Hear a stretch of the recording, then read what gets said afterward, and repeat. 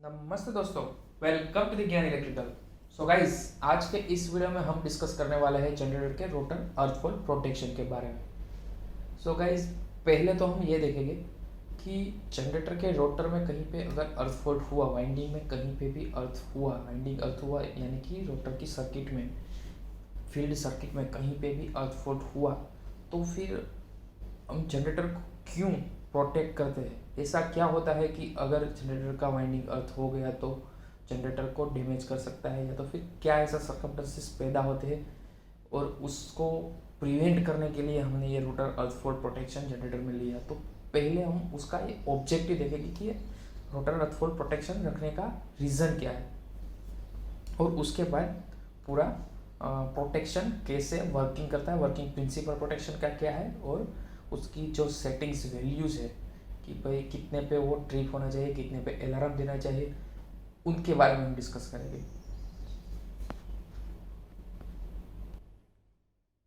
So guys, चलो पहले देखते हैं कि जनरेटर को प्रोटेक्ट करने के पीछे का ऑब्जेक्टिव क्या है। सो गाइस, यहाँ पे जो आपको दिख रहा है वो है जनरेटर का फील्ड वाइंडिंग, यानी कि ये जो है वो है पूरा रोटर है।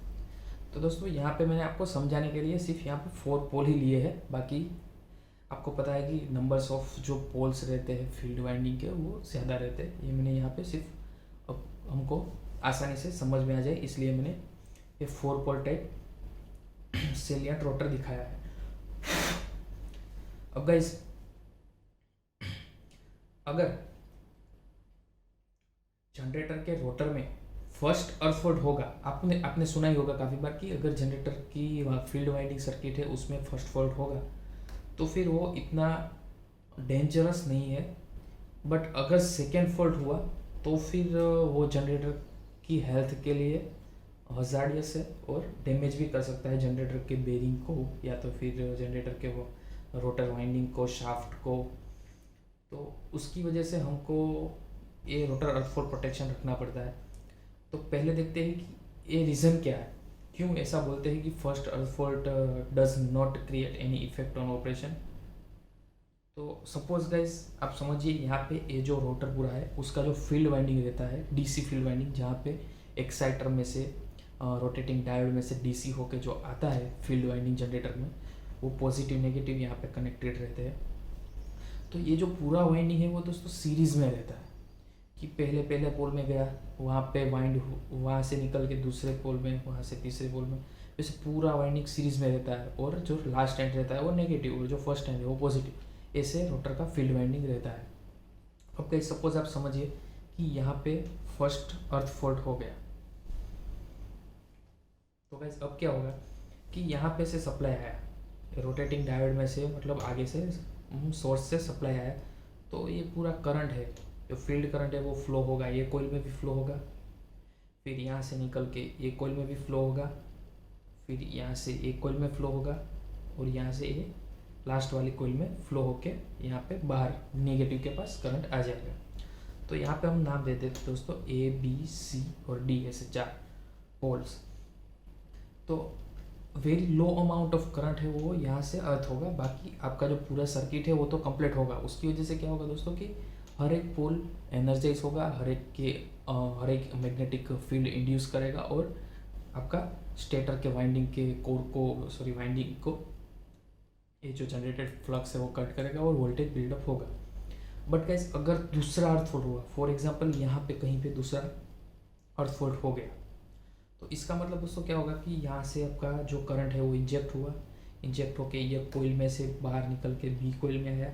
अब दोस्तों बी कोइल में जहाँ पे फॉल्ट हुआ होगा उस पॉइंट से वो पूरा करंट निकल जाएगा, और जो दूसरा उसको अर्थ हुआ है, जहाँ पे दूसरे पॉइंट पे जहाँ पे अर्थ फॉल्ट हो गया है, वहाँ से करंट बाहर निकल के डायरेक्टली वहाँ की जो कोइल है वहाँ से निकलेगा, और आपके जो नेगेटिव पॉइंट है वहाँ आ जाएगा।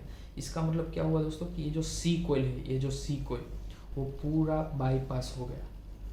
अब आप समझ सकते हैं कि पहले जो 4 पोल थे वो एनर्जाइज थे, वो मैग्नेटिक फील्ड जनरेट कर रहे थे और आपके स्टेटर के वाइंडिंग को कट कर रहे थे, और अकॉर्डिंगली वोल्टेज बिल्डअप हो रहे थे। अब आपके पास ओनली ये 3 हेल्थी कोइल बचे, एक कोइल ही पूरा निकल गया। तो दोस्तों आप समझ सकते हैं कि पहले तो कितना वोल्टेज पे आपके जो जनरेटर में जो वोल्टेज इंड्यूस हो रहा है उस पर इफेक्ट पड़ेगा। और दूसरी बात दोस्तों कि जो पूरा रोटर सर्किट है वो अनबैलेंस हो जाएगा, और ये अनबैलेंस होने की वजह से आपका जो स्लीव बेरिंग जनरेटर का जो स्लीव बेरिंग रहता है उस पर अफेक्ट करेगा, उसको भी डैमेज कर सकता है, और रोटर पूरा अनबैलेंस होने की वजह से रोटर के शाफ्ट पे भी इफेक्ट आ सकता है। मतलब हम दोस्तों ये बोल सकते हैं कि पूरा सिस्टम बिगड़ सकता है, कहीं पे भी कुछ भी डैमेज कर सकता है due to rotor unbalance. Heavy vibration भी क्रिएट हो सकता है, और वाइब्रेशन के हिसाब से वजह से स्टेटर कोर में, स्टेटर वाइंडिंग में भी इफेक्ट आ सकता है। तो दोस्तों इसीलिए ये जो रोटर अर्थ फॉल्ट है वो नेसेसरी है कि फर्स्ट अर्थ फॉल्ट अगर हुआ है तो वो इतना सीरियस नहीं है, बट आपको वो अलार्म दे देना चाहिए कि आपके रोटर सर्किट में एक अर्थ फॉल्ट आ गया है, अब उसको आप रेक्टिफाई कर लो, वरना अदरवाइज ये नहीं किया तो दूसरा अर्थ फॉल्ट एनी टाइम आएगा, it will be damage your generator. So guys हम ऑलवेज फर्स्ट अर्थ फॉल्ट पे अलार्म्स क्रिएट करते हैं, और अगर दूसरा अर्थ फॉल्ट हो गया तो वो ट्रिप दे देगा जनरेटर को। तो क्या होगा कि हम जनरेटर को ऐसी कोई डैमेज या तो फिर ऐसी कोई अनसर्टेन ब्रेकडाउन से बचा सकते हैं। आई होप गाइस कि आपको ये क्यों हम रोटर को अर्थ फॉल्ट से प्रोटेक्ट करते हैं उसका आपको, आई होप कि ये आपको आइडिया क्लियर हो गया होगा कि ये रोटर अर्थ फॉल्ट प्रोटेक्शन रखने के पीछे का रीज़न क्या है। सो गाइस अब नेक्स्ट पार्ट में हम देखेंगे कि rotor earth fault protection actually work कैसे करता है, उसका जो वर्किंग प्रिंसिपल है वो क्या है, और द वैल्यू, ट्रिपिंग वैल्यू और अलार्म वैल्यूज़ क्या है और कैसे हम सेट करते हैं। सो गाइस जो नाउअडेज लेटेस्ट जो टेक्नोलॉजी है रोटर अर्थ फॉल्ट प्रोटेक्शन में जो यूज़ होती है प्रैक्टिकल लाइफ में, उसके बारे में हम डिस्कस करेंगे। कन्वेंशनल जो बुक्स में आते हैं वो भी हम डिस्कस नहीं करेंगे। तो जो प्रैक्टिकल लाइफ में अभी जो यूज़ होती है उसमें दोस्तों क्या रहता है कि जो आपका एक रोटर अर्थ फॉल्ट का एक सेपरेट यूनिट रहेगा। अगर आपने गाइस सुना है तो आई डोंट नो, लेकिन मैंने अभी तक 2 टाइप की अर्थ फॉल्ट रिले देखी है। उसमें एक अलग मॉड्यूल रहता है रोटर अर्थ फॉल्ट का, और उसमें क्या दोस्तों रहता है कि एक स्क्वायर वेव जनरेटर, लो फ्रीक्वेंसी स्क्वायर वेव जनरेटर है वो यूज़ होता है। ये जनरली 0.25, 0.50 और 1 हर्ट्ज़, इतने हर्ट्ज़ पे लो फ्रीक्वेंसी सिग्नल आपकी रोटर जो फील्ड है उसमें इंजेक्ट करता है। और जो दूसरा दोस्तों है उसमें क्या है कि इंटरनली रिले जो है उसके इंटरनली ही एक ऐसा लो फ्रीक्वेंसी सिग्नल जनरेटर दिया रहता है, और वो आपके जनरेटर के फील्ड को डायरेक्टली सप्लाई दे देगा। तो 2 टाइप के हो सकते हैं, एक ही रिले में आकर कॉन्फ़िगर हो सकता है और दूसरा कि एक सेपरेट रिले भी हो सकता है। अब हम बात करेंगे गाइस कि उसका वर्किंग प्रिंसिपल क्या है। तो गाइस सपोज यहाँ पे क्या रहता है दोस्तों कि ये रोटर का सपोज ये समझिए ये रोटर का पूरा फील्ड है और ये आपका रोटर का कोर है। अब गाइस रोटर के फील्ड और रोटर के कोर के बीच में हम इंटेंशनली कोई कैपेसिटेंस नहीं रखते, लेकिन जो स्ट्रे कैपेसिटेंस इंड्यूस रहते हैं। तो दोस्तों ये जो स्ट्रे कैपेसिटेंस है वो यहाँ पे मैंने दिखाया C1 और C2। अब गाइस मैंने अभी आपको बताया कि स्क्वायर वेव जनरेटर हम रखते हैं, और जो स्क्वायर वेव जनरेटर वो low frequency square wave generator है वो इंजेक्ट करेंगे आपके ये लो फ्रीक्वेंसी सिग्नल को रोटर के फील्ड वाइंडिंग में via rotor earth fault slip ring. हर एक जनरेटर में rotor earth fault slip ring रहेगा to identify rotor earth fault. तो दोस्तों ये स्लिप रिंग में से हम very low amount of voltage और very low amount of frequency inject करेंगे, और वो सर्किट में इंटेंशनली रेजिस्टेंस वो क्रिएट करेगा। वो माइक्रो कंट्रोलर बेस रिले रहता है। तो क्या दोस्तों कि ये जो कैपेसिटेंस है ये दोनों जो मतलब स्ट्रे कैपेसिटेंस जितने भी है उतने कैपेसिटेंस कितना चार्जिंग करंट रहता है ड्रॉ करता है ये जनरेटर में से, और उस हिसाब से इंटेंशनली रेजिस्टेंस प्रोग्राम हो जाता है रिले में। अब गाइस क्या होगा ये करने का पीछे का रीज़न क्या है वो मैं आपको बता देता हूँ। तो गाइस सपोज आप समझिए कि हमने ये स्क्वायर वेव पॉजिटिव नेगेटिव और ये पॉजिटिव ऐसे square wave generator low frequency 1 hertz पे जनरेटर के फील्ड को दिया वाया टू ब्रशेस। अब गैस क्या होगा कि मैंने अभी आपको बताया कि ये जो करंट है, ये जो कैपेसिटेंस है वो चार्जिंग करंट ड्रॉ करेगा, ये जो आपने लो फ्रीक्वेंसी सप्लाई दी है उसमें से। अब गाइस ये जो रिले है वो ऐसे प्रोग्राम रहेगा कि जो ये रेजिस्टेंस है वो ये कैपेसिटेंस को हर एक हाफ साइकिल में, ये जो हर एक हाफ साइकिल है उसमें वो चार्जिंग करंट को डिस्चार्ज कर देगा ज़ीरो पे। मतलब कि जैसे ही आपने स्क्वायर वेव है, फर्स्ट पॉजिटिव स्क्वायर वेव वो आपने रोटर अर्थ को दिया तो कैपेसिटेंस है वो चार्ज हो गया और वही साइकिल में डिस्चार्ज हो जाएगा। सेम वे अगर आपने नेक्स्ट साइकिल में भी वो नेगेटिवली चार्ज होगा और डिस्चार्ज हो जाएगा वही साइकिल में।